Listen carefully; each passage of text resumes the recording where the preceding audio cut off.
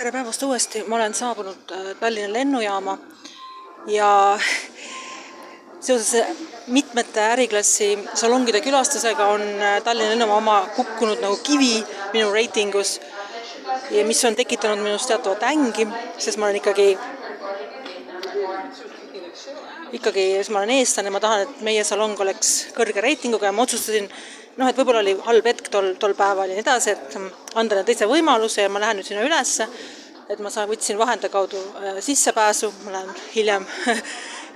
õõnsa metallrondiga Kärdlasse, seal ei ole mingit äriklassi, ma pidin ostma sissepääsu ja loodan, et reiting neil nüüd paraneb. Ma muidugi eeldan, et nad kunagi jõuaksid sellise kantase reitinguni, see on lennufirma oma salong ja need on ka väga viimase peal õnnemaailmad, aga ma loodan, et asi ei ole nii hull nagu viimasel korral. Nii et soovige mulle palun edu. Praegu kõnnin siit äriklassi salongi trepist üles